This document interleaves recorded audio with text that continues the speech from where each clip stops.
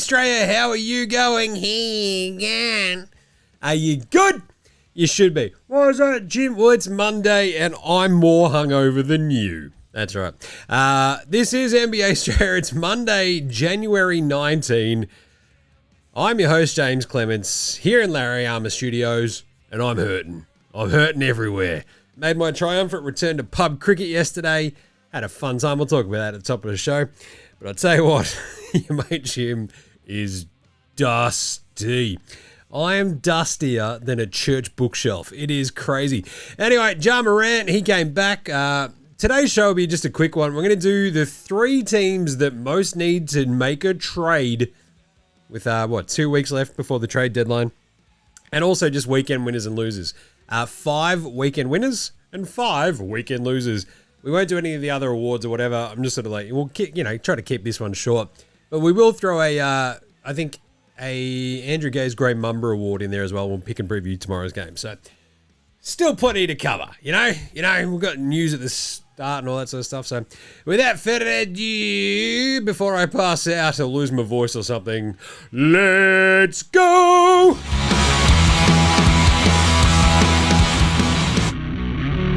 This is Josh Giddey. G'day, this is Andrew Gaze. This is Jack White. This is Joe Ingles. This is Dyson Daniels. This is Chris Anstey. This is Matthew Delvedova. This is Shane Hill. You're listening to NBA Straya. And you're listening to NBA Straya. And you're listening to NBA Straya. And you're listening to NBA Straya. And you're listening to NBA Straya. You're listening to NBA Straya. And you're listening and watching NBA Straya. This is NBA Australia. Let's do it.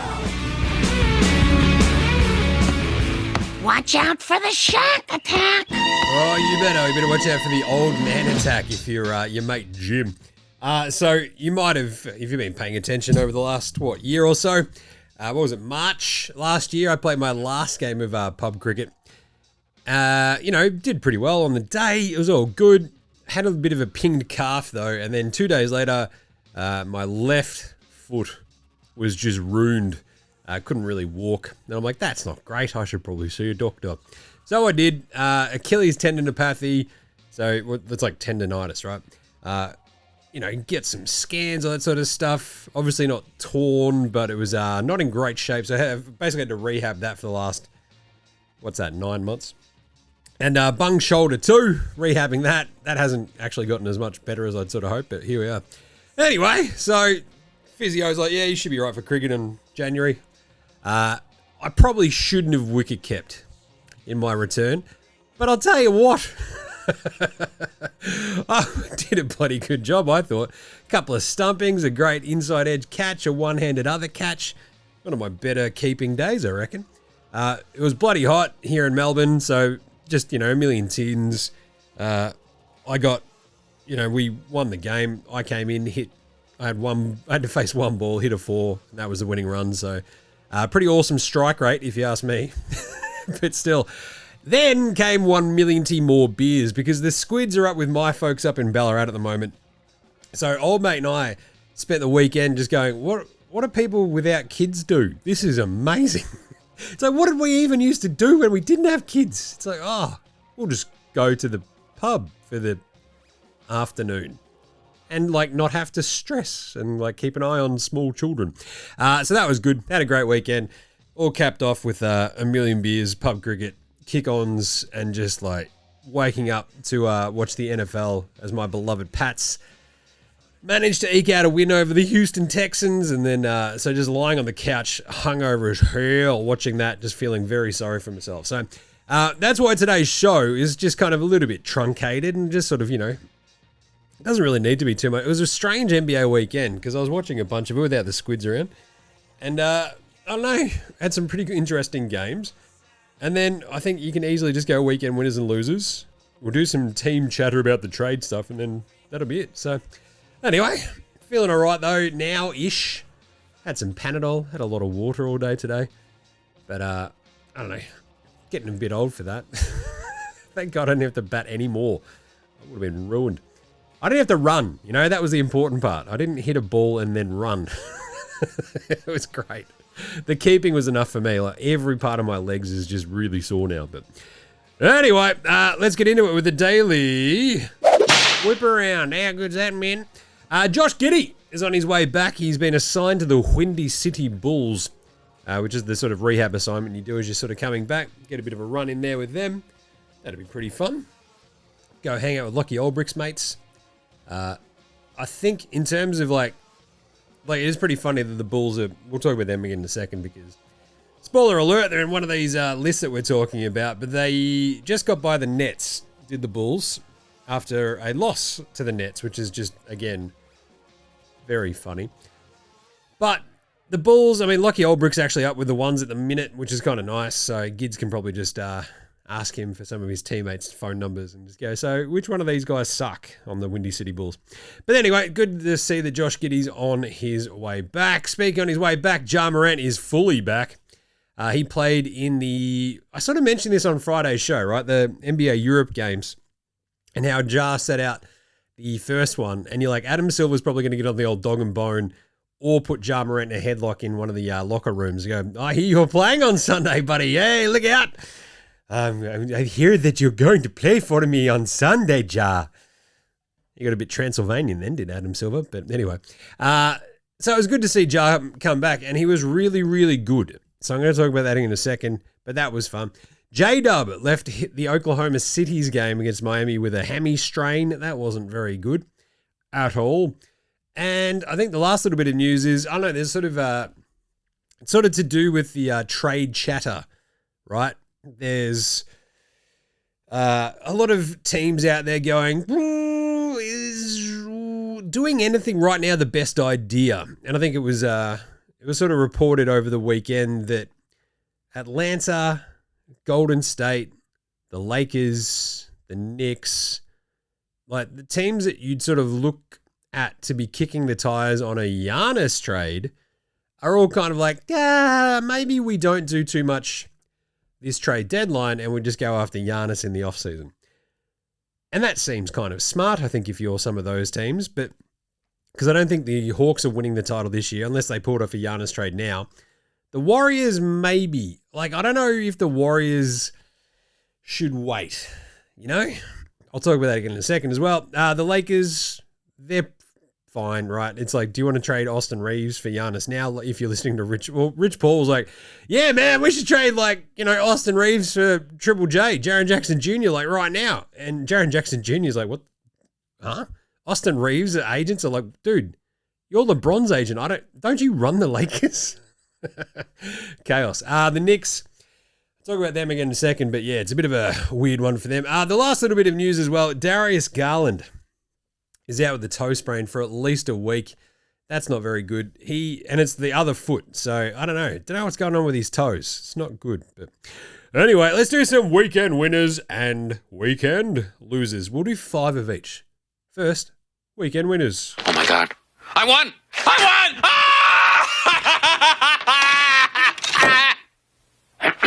Recapping our day's top story, the winner of today's state lottery is me, Ken Brockman. They're going to photo me out of there. Go, yeah. All right, let's do it. Denver. They're getting Jokic back soon, and they now have a better winning percentage without Jokic than with him, which is pretty fun.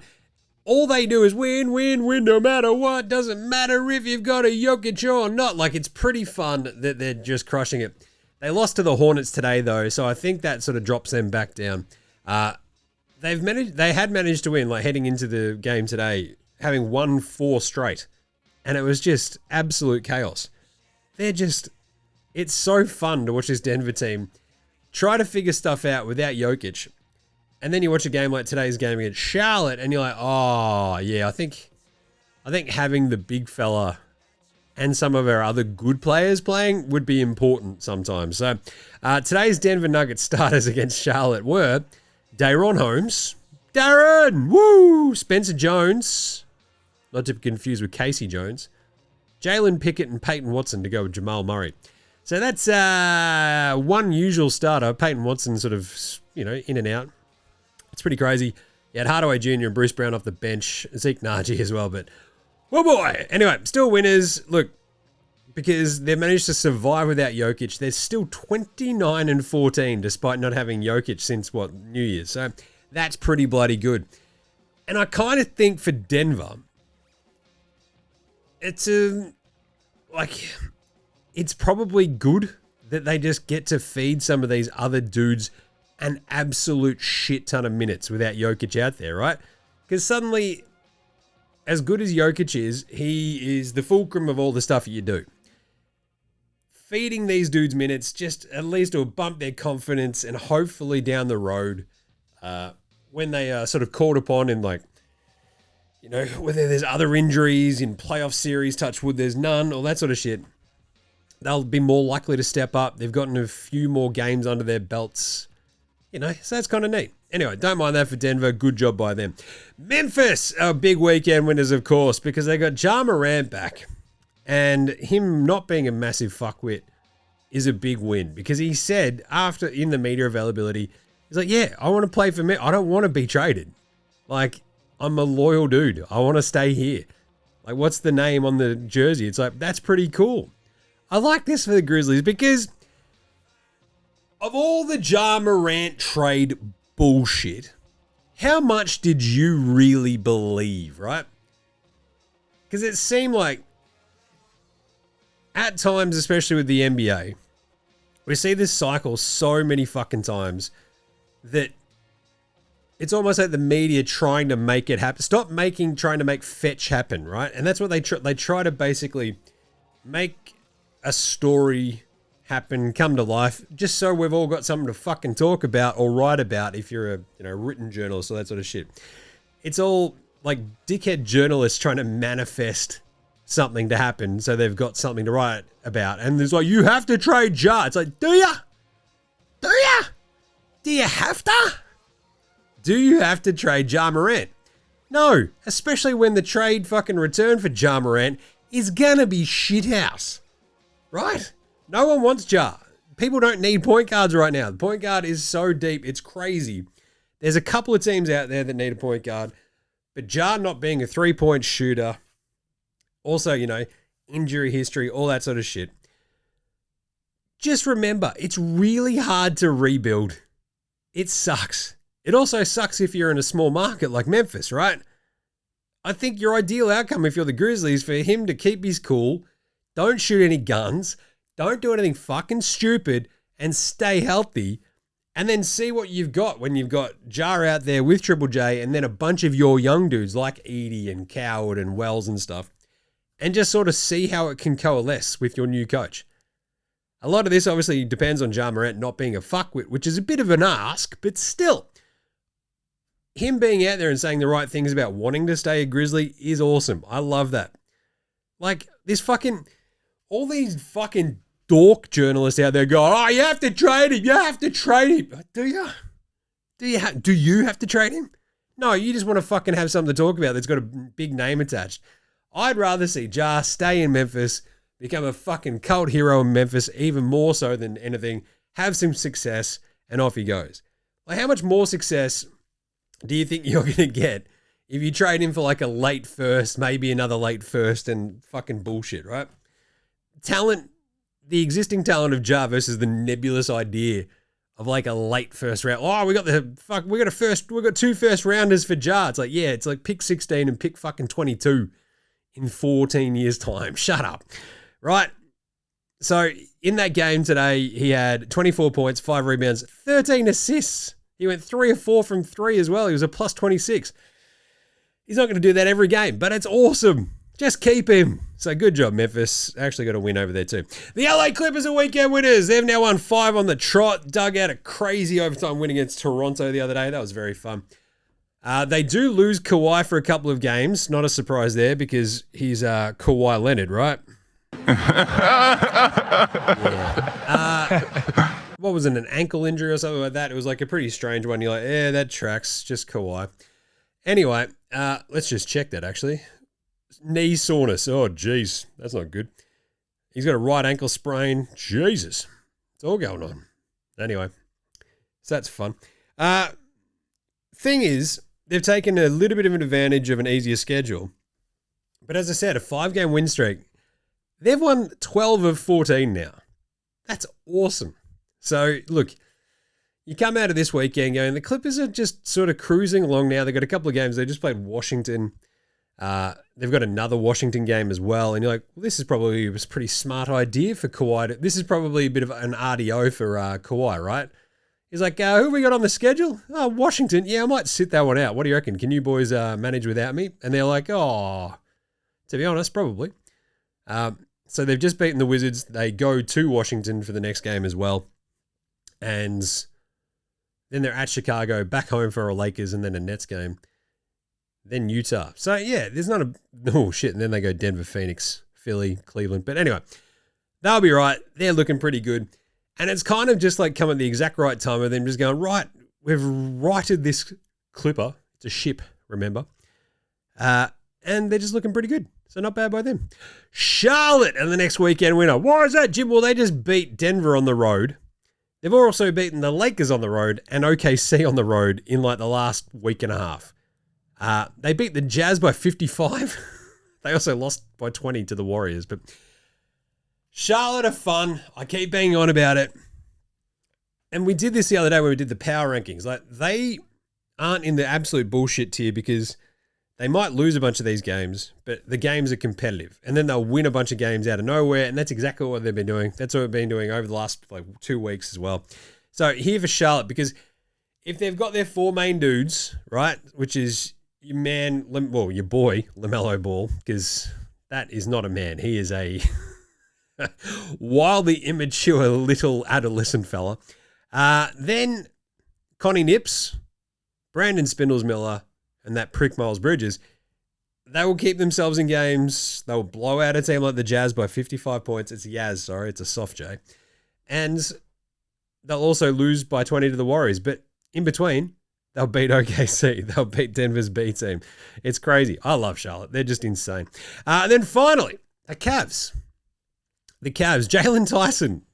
Maybe they should just play him and trade Darius Garland. What do you reckon? Because Jalen Tyson just went off his bloody head again on the weekend, and he's just a sneaky, awesome, like, rando legend who just does this. He had, 39 points against the Sixers the other day? 39! 39 points. He went 13 of 17 from the floor, 7 of 9 from 3. He was absolutely unreal, right? And so at some point, you're going to go, is Jalen Tyson actually really good? Like, for the season, he's averaging 13.5 points, 5 rebounds, 2 assists. He had 23, 2 and 2 against Minnesota last week. The 39, 5 and 4. He's just been really solid. So, I don't know. Maybe. Just saying maybe. Maybe they've got something going on here with Jalen Tyson, and it just makes a little bit more sense. So, anyway, Cleveland, good win for them on the weekend over Philly. Again, the 117-115 game. That was really smart. Enjoyed that a lot. And then the other one, this is the bonus extra weekend winner, and that's us. Because we got the Spurs-Wolves game, which was off its fucking head, where you had Ant-Man go for 55 and Victor Wembanyama go for 39, which was awesome. Spurs ended up winning that game, 123-126. It was gnarly. So, yeah, go check it out. It was a mano-a-mano duel between Ant-Man and Wemby. But why are we the winners, Jim?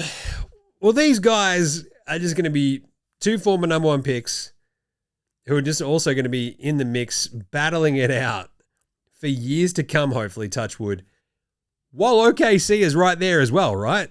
This is the sort of superstar depth that I fucking love. And it sort of takes you back to like the 90s when you sort of think about, yeah, the Bulls won 6 titles, but so many of those other teams in the 90s, there was amazingly fun teams, amazingly fun storylines up and down the league, right? And it was really fucking cool. You think about the West during that time. So who comes out the first couple of years? MJ beats Magic in 91, Drexler in 92, Barkley and the awesome fun Suns in 93. The Sonics fuck it up against the Nuggets. The Peyton Kemp sort of run was unreal. The Rockets are awesome while MJ's out. They win a couple of titles. At the same time, out east, you've got Reggie, you've got Patrick Ewing, you've got that awesome, fun, nascent Hornets team in the early 90s and all that sort of shit. You got Tim Hardaway and Alonzo Mourning later on the Heat. There was just fun shit everywhere. And the same thing sort of happened, Utah as well with Stockton and Malone, all this sort of shit. It was just super fun. And you've got one team that's awesome. All the other teams battling it out behind them. The cool thing is it's in their same conference. So I love this, that we've got Ant-Man, we've got Wemby, who are going to be out there not taking a step backwards against OKC. Love it. So, yeah, very happy with that. It was a really fun game. What about some weekend losers, Jim? Let's do it. We're not losers. No, you two are winners. Big winners. When I grow up, I want to marry a big winner like you guys. Shut up. Losers. Loser. Losers. OKC. Jim, you were just talking about how great they are. They are. They also just lost to Miami. SGA got called for an offensive foul by jumping into a defender. Look out. If that keeps happening, he's in trouble. They did also then come out and go, oh, that was an incorrect call because, he's normal shooting mode. Get the fuck out of here. SGA saw that he'd gotten the dude off his feet and then jumped into him. Piss off. I hate that fucking move so much. But also, they lose J-Dub again to hammy soreness, right? He goes off there. They're at 35-8 now. And, yeah, I think they're kind of weekend losers because you lose that game against Miami. It just makes 70 wins really hard. You can only lose 4 more basically to get to the 70-12, right? And I think it's going to be a bit rough. Just a bit of a tough one, especially with J-Dub going back down. So anyway, tough weekend for OKC. The Lakers, but Jim, they got by Toronto today. They did. They actually played a really good game. But around that as well, they'd lost 5 of 6 prior to this. 4 of which were by double digits. They lost to Portland. They got smoked by Portland. Marcus Smart got dinged up at the end of that. He still played today, though. The thing is, you sort of watch a game like that, it was more just like, Toronto probably, like they fell apart late, Toronto. They scored 13 points in the fourth quarter. It was just fucking abysmal. And they shouldn't miss that many shots, which is, a bit of an obvious thing to say, but it's also, Toronto, just don't be that shit. What are you doing? They went 7 of 32 from downtown, did Toronto. It's like Jamal Shed went 1 of 8. God damn, I tell you what. And Grady Dick, like, what does he do good? He was pretty handy last year. He's fucking fallen off the face of the planet. But LeBron and the Lakers had a really good game, right? Like 25 for DeAndre Ayton and 13 rebounds, dominating the wildly terrifying big men of Toronto, namely Calamari Boyles. He basically played center. It was like Scotty Barnes, Spindles Ingram, Calamari Boyles, Colin Murray Boyles for you paying attention, IQ and Okja Agbaji. So they've got nobody big. So DeAndre Ayton went, oh, this is where I shine. It's like, there's a false ray of hope for the poor Lakers fans out there going, nah, look at DeAndre Ayton. He's playing good, yeah. It's like fucking you playing up against like your fucking 8-year-old cousins and shit, right? Settle down. Luka was fine. LeBron was fine. But their defense still, like Gabe Vincent was much better today. He at least hit a couple of, 2 shots. He went 1 of 6 the other day against Portland, and you're like, oh, jeez, is he out of the league? Like, what are we doing here? So much of it just weirds me out, though. You look at Dalton Connect, he just can't get on the floor. They had 16 minutes of Drew Timmy today, which is pretty fun. But I don't think it says too much about your depth if you're playing Drew Timmy that much. Vando actually played a little bit, but talk about useless. Essentially, losing that Portland game and sort of go, right, well, chips in, we'll beat Toronto. It's like, all right, cool. And they did. They pulled it off. But that defense still just worries me so fucking much. You watch them, you're like, oh, God. But, look, they got to win. So, still, not too losery, but just keep an eye on it. The other actual, like, really hardcore losers, they're the next one of the weekend losers. Indy, Utah, Washington, and the like. Because the Wiz have now lost 6 straight. They look abysmal. The Pacers sort of scuffling along. They got a win over the Pelicans the other day. They got their heads kicked in by the Pistons, though. They're weekend losers because they put up 78 total points in that game against the Pistons on the weekend. That is the lowest total of anybody in the NBA this year. Yeesh. Look, Indy lose by 43. If Ron Artest was still alive, that would have started another malice in the palace, if you ask me. But Utah are already strategically resting dudes. Washington are just shithouse. Amazing tanking against Denver the other day. But I think weekend losers, yeah, they keep losing. That's smart because they're tanking. But I think we're the weekend losers in this one because they're going to be really tough to watch the rest of the season, right? The Pelicans will keep trying because they don't have their pick because they're fucking morons. Utah, I think, are getting to the point where they're 14-28. They've now lost 3 on the trot. And their entire thing coming to the season is like, yeah, we're not going to rest people and like strategically tank anymore. It's like, I think they're going to do it one more time. So, because I think they've realized that 14-28, there's only, I think that's what, the 6th worst record in the NBA right now. Doesn't take much to jump up in the top 4 of this draft. So, just saying, it's a rough one everywhere, I reckon, for the hardcore tankers. Sacramento probably should. And Sacramento did lose as well on the weekend. But they can't get out of their own way because they're just moronic.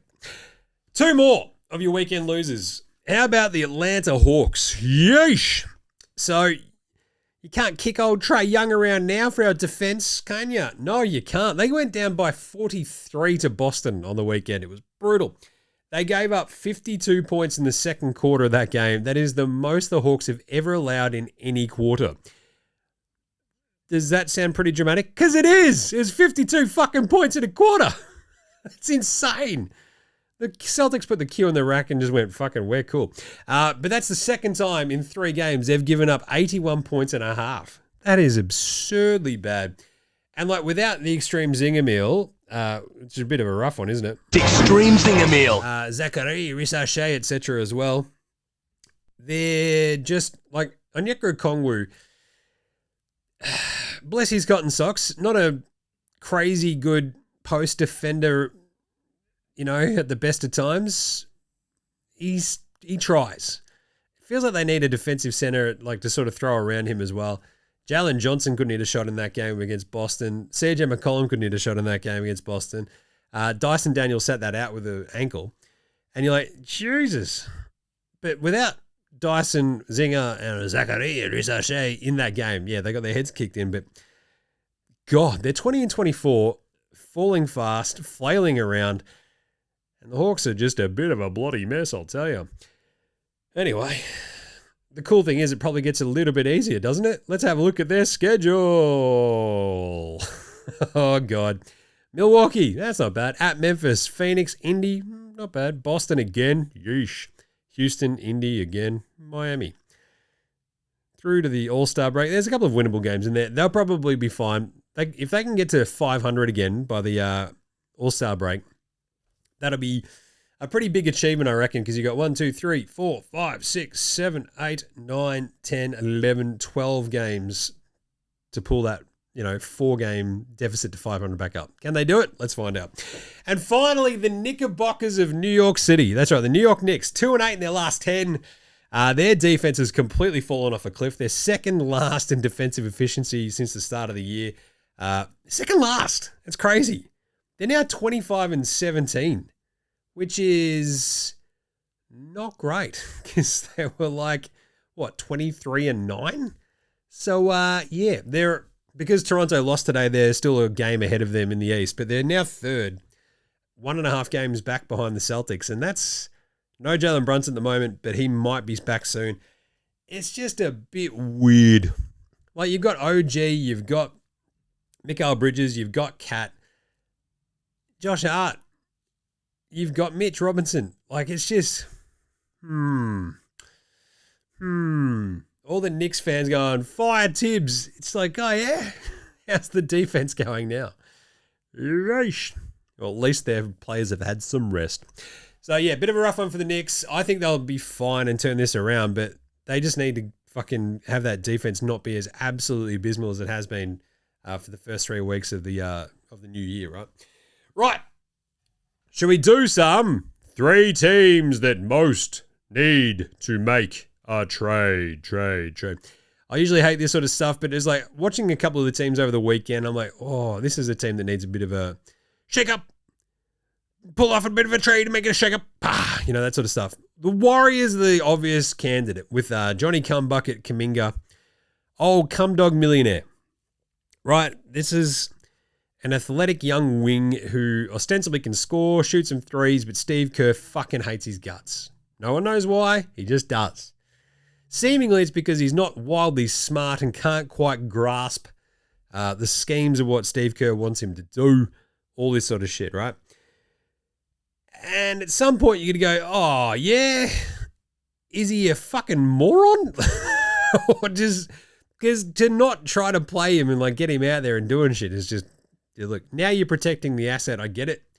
But no one wants him. So anyway, feels like they need to move him. But like Buddy Hield has barely been playing as well. He played on the weekend and they had 14 points or whatever and they blew the fuck out of Charlotte. But at that point, you're sort of like, there's like $30 million just sitting on the bench not doing shit. Like, you got to do something, right? Michael Porter Jr. is the obvious candidate, I think, for the Warriors. You know, extra scorer, just a little bit of extra, I don't know, size. But doesn't it always kind of feel like they need like a big defensive center or just something, right? To go with Draymond.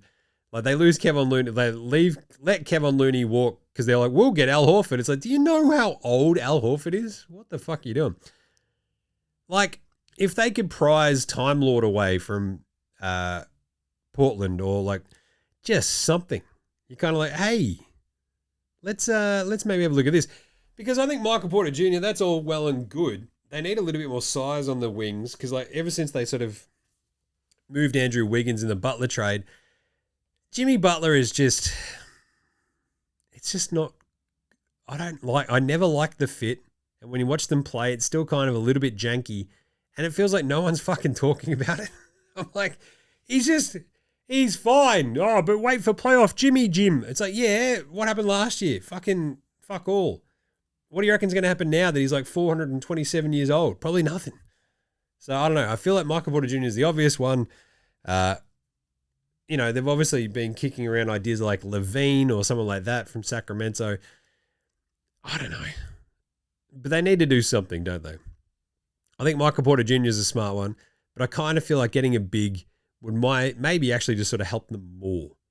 So maybe even like someone like Dan Gafford, get him on the cheap from Dallas.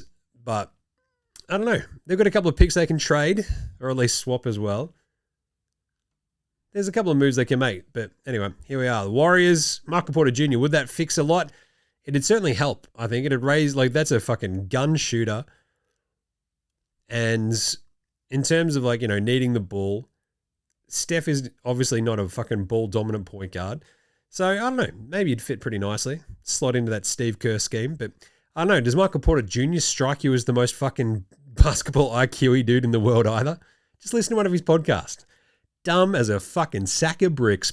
Number 2, Chicago. But Jim, they're exactly where they need to be. 2 games within 500. Yes. I'm sure, however, Bulls fans would prefer to be more than that, above 500. They're 20-22 currently. They'll get Gidmaster back. And there's obviously other candidates out there. It's the classic Bulls at the moment, within 2-3 games of 500. How do they raise the ceiling for this team? Right? It's really difficult. Like, you could go, well, look at Michael Porter Jr., Jim. It's like, all right, is that going to like affect Buzelis's development? I'd rather get a big that you can put next to Vooch who gives you a bit of a defensive backline, whether that be Time Lord. And everyone's like, what about Michael Porter Jr. again? It's like, yeah, you can't trade him to every team. But how about Nick Claxton from the Nets? You know, a bit of variability to his game. Strangely okay playmaker as well. If you watch the Nets, and you probably don't watch too much of them, I still do. You know, still got a bit of a place in my heart. They're not Seattle, but, you know. The one that I was also like, all right, well, if Memphis ever go fucking, all right, pack her up, boys, we are rebuilding. Triple J next to Vooch. How about that one? I love that fit. If you've got Buzelis, Giddy out there, Triple J, Vooch, like what are you giving up? Kobe White, a shit ton of picks. I'm kind of like, ooh, I like that a little bit more than Claxton. Probably cost you a bit more from, both a monetary point of view and an asset point of view, but gave me some Triple J. But Chicago, I feel like there's just so few avenues for them to get that much better. And it's the classic story with the Bulls, right? They're kind of like, fuck it. Like the Caruso-Giddey trade was actually pretty smart. The Levine and DeRozan stuff was just fucked in the head, but they've sort of just, all they're doing is just paddling under the water, just kind of going, just treading water, doing nothing. Do something. Poke him with a stick. Do something. And the other one is the obvious one, the Bucks. Are they going to do anything? Are they going to go fucking swing for the fences again in a desperate attempt to try to keep Giannis? Because Giannis can sign an extension again in the offseason. That's like obviously their sort of thing. They're the 26th ranked defense since the start of January, right? That's not good. Every way you look at it, the Kuzma trade has been a fucking disaster, and I don't feel enough people make enough about that either. Like, he is just shit. He's so fucking bad. They're 17-24, and it's fucked. They've lost 4 of their last 5. They got absolutely hammered by the Spurs on the weekend. And you're kind of like, what's the upside on this team, right? KPJ went 0 of 9 the other day against the Spurs. Spud. You got Ryan Rollins as your starting other guard. Like, they need AJ Green. They need some sort of guard that probably isn't Ja Morant, right? I don't think a Michael Porter Jr. trade helps them as much as they might think in their brains. What they sort of randomly need, actually, is probably on the cheap, like a Cam Thomas off the Nets. Like an absolute fucking scorer. But you've already got Kevin Porter Jr., and if he has a shit night like he goes 0 of 9 against the Spurs, you're kind of up shit creek. So you've already kind of got Cam Thomas at home in Kevin Porter Jr., who's had like a decent season to the point where he's like 17 and 5 and 7.5 assists, right? He's also still a bit of a lunatic. They sort of, like, to trade that Kuzma contract, they need to go find like a decent-ish, they need like a Josh Green from the Hornets who's doing fuck all, hanging out.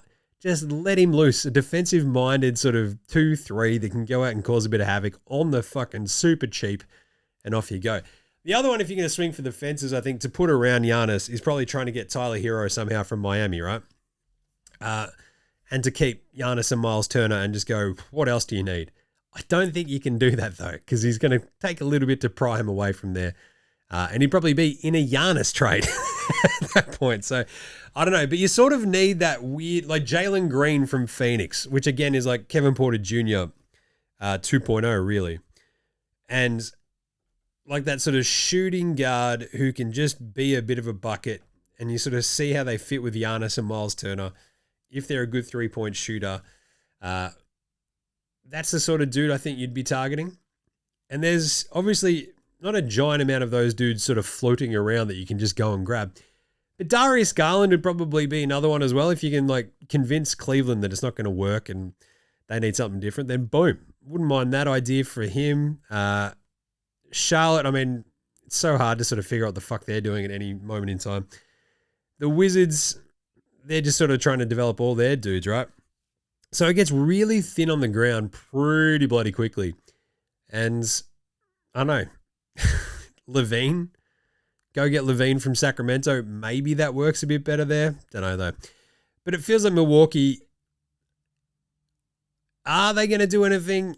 Everyone's sort of waiting just to see if they're going to have another crack after the Dame trade, after the Dame waiving, getting Miles Turner. What else can they do? It seems really difficult, I reckon. Yeesh. I'll tell you what, it's a bit of a rough one out there. Anyway, so those are the 3 teams I reckon probably most need to make a trade. Warriors, Chicago, and Milwaukee. An honorable mention, Houston. Just need to go get Chris Paul from the Clippers. Just bring him home. Because that team, that offense definitely desperately needs some goosing. I think offensively, since the start of Jan, they are 24th. Fucking hell. That is brutal. Go get Chris Paul. Bring him home. Love it. All right, let's do a quick Andrew Gay's Great Mamba Award for Outstanding Achievement in the Field of Excellence. It's the first annual Andrew Gay's Great Mamba.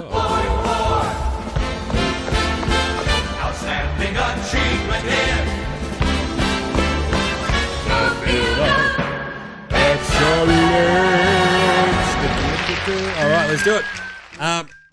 Kevin Durant is now 6th all-time on the NBA scoring list because he went past Dirk Nowitzki. Oh, I love Dirk.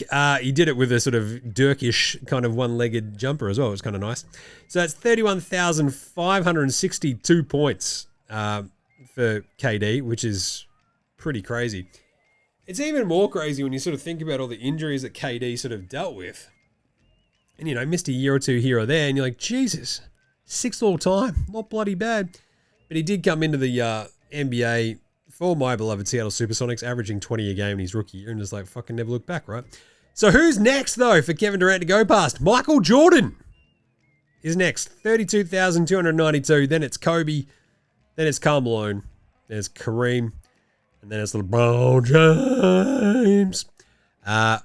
Who had a really good game today. So I think his total is now, what do you have? 24 points. So he's on 42,727. Wow, that's so many points. That's what happens when you play to 62. Anyway, quick Shane Hill Shooters Shoot award as well, just to throw it out there. Throw it down. Are you healed? Are you healed? Praise the Lord, I'm healed. Praise the Lord, for I'm healed. It is the Shane Hill Shooters Shoot. Shoot Your Shot, Light 'em Up award. Oh, yeah. Sam Hauser. There is a man who loves lighting it up. I reckon he was gunning for the 3-point record as well the other day. Ends up with 10 made threes, though. So they 10. You can get your own fake hands. 10 made threes. Goes off his head. I love Sam Hauser. Just every so often we'll just go, fuck it. I'm going to hit 1 million threes. What do you guys reckon? And you're like, that is pretty impressive, I'll tell you what. So you sort of look at this point and what he's sort of done, right? Like this year, Sam Hauser just every so often just goes, yeah, I am fucking awesome at hitting 1 million threes. So let's just keep doing that. Because he's kind of like, you know, unassuming looking, obviously, Sam Hauser. Strange looking cat. But I think as his career bests tell us, he has, in terms of he's hit 10 threes multiple times now, which is just crazy. And you're like, yeah, Sam Hauser, absolute gun, absolute Shane Hill vibes as well. Unrepentant, just like, fuck it, I'm launching. He went 7 of 13 as well, like in October, 7 of 8, 6 of 10. 10 of 21, though, against Atlanta was pretty fucking impressive. So, Shane Hill Award winner. Boom. 10 threes. Good job. Righto. How about some picks for tomorrow's games? Let's do it. Oh, should we do a Paddy Mills Game Day, Baller Game Day Twitter check-in? See what Paddy's up to. Is he busy? Oh, how about Jock Landale? There we go. Grizz, love, Jocks. Yeah, Jock. So, I'm not going to do the Australian Play Watch today. I might do a big catch-up on Wednesday. Jock went off over there in Europe up against Orlando, kicked the fuck out of him. So he had a sick dunk. So yeah, just going absolutely hammer and tongs. Wadoosh. Off you go, Jock. Looking very fresh over there in Europe too. So good on him. Right, some game previews. Game previews. Thanks, Inadvertent Bane. Not a problem, Jim. How's it all going? Yeah, bloody good. Bit busy. Bit too hungover. She's all right. You can find all of our picks over at Dabble. I didn't put in today's picks, but that's on me. You can find them all over at Dabble. Use the code NBA Straya, or you can just, if you want to have a look at, there's the link in the show description or our social bios. If we take you over to Dabble, you can see all of our picks, which is pretty fun. I think we're still at about 56%, so that's not bad. Tomorrow, we've got Milwaukee at Atlanta. That's a fun-ish kind of one, isn't it? Giannis up against one of the teams that could trade for him. Atlanta desperately need a big bounce back. They're 2.5-point favorites. This is the sort of game I feel like they win. You know, it's an early one. I think they can win this. I think this is the Martin Luther King Jr. sort of games and stuff. So, because we've got a fair few games on tomorrow. But Milwaukee Atlanta is a fun one. I'm going to take the Hawks if Dyson's back. If Dyson's not back, Probably go the Bucks. I just don't know if that defense will be able to hold up against the Bucks if Dyson's not out there doing shit. OKC Cleveland. That's a fun one. The Thunders are 6.5-point favorites in Cleveland. I might take the Cavs plus 6.5. I think they can keep this one close. We've seen OKC obviously lose to Miami on the weekend. I think on this road trip, OKC probably still win this. I think the Cavs keep up appearances and keep them close. So let's go the Cavs. Plus 6.5. LA Clippers at Washington. Oh, geez. Clips are only 7.5-point favorites in the nation's capital. No Kawhi Leonard. I think the Clippers still get this done against the Wiz. I think it'll probably be more than 7.5 as well. I'll go the Clippers minus 7.5. The Wiz are just a train wreck. Knicks hosting Dallas. They're 10.5-point favorites at home of the Knicks. That's Cat. Jalen Brunson questionable. No Cooper Flag for Dallas. They're in a spot of bother at that team. They didn't make my trade list because I feel like they kind of just need, like they've gotten 2 back-to-back wins over the Yaz. Who fucking cares, right?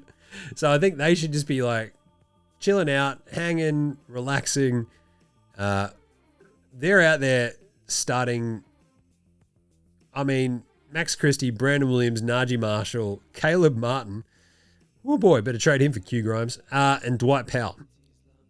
I think the Knicks might just still hammer them. So we'll go the Knicks minus 10.5 in that. Utah at San Antonio. The Spurs are 16.5-point favorites at home. I think it's a big number. But the Yaz are getting their asses handed to them on the reg now, aren't they?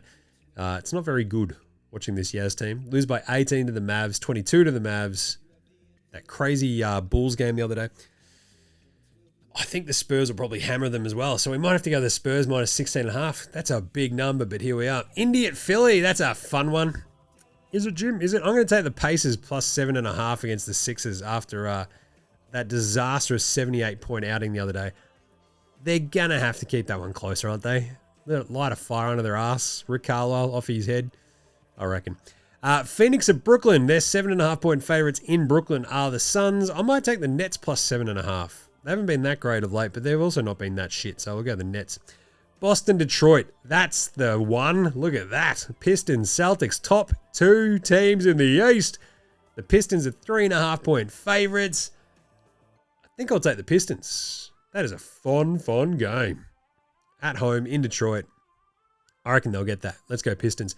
And then finally, Miami at Golden State. Jimmy Butler's revenge against his old team coming in to say g'day. Might go Miami, plus 6.5. Just a bit of shit to him. Bam's hit a bit of a nice little streak over his last 3 games. He'd fallen off a cliff for a bit there, but now he's all good, so not bad. So we'll go Miami, plus 6.5 in Golden State. And that's all your games for Tuesday. All right, that's it. All done for today. Nice one.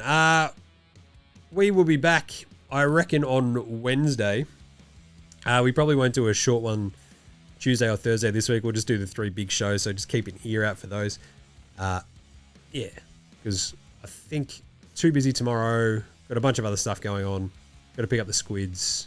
Yeah, so pop up on Wednesday, say good day. And yeah, no other interceding shows. So in the meantime, though, make sure you're following NBA Straya on Twitter, Facey, IG, YouTube, and TikTok, of course. We're all over the socials. Get around NFL Straya with myself and Gaz. The Pats are through to the AFC title game. You beauty! Bit sad the Bears didn't make it through in the NFC side, but anyway. NFL Australia is going to be off its head this week. I'll tell you that much. Jim Does Supercoach. We're doing the NBA show every Monday as well. So that'll probably come out after this one today. So go check that out. Jim Does Supercoach. Subscribe to that and NFL Australia wherever you need to. Rate, review, and star across all your podcast apps, of course. Big thanks always go to From Oslo for the intro and outro song. They rule. You can also buy us a beer or a coffee. Buymeabeer.com. Or no, sorry, buy me a coffee. What? Buy me a beer. Buymeacoffee.com/NBA Straya helps support this pirate ship. We've just about worked out the teams as bands list. So we'll be hopefully recording that tomorrow. So yeah, we go. Anyway, check out Househats, Joshua De Laurentiis, Fascinated, Gold Mines, Ramshackle Army, Iowa, Sex Jedi, Green, and Dozers there behind all the tunes you hear on the show. Smash them on your music platform, streaming platform of choice. And that's it. Nothing in this one because I am cooked. We will catch you on Wednesday, you dickheads. This is NBA Straya saying, look after yourselves, would you? I need to lie down and later hosen.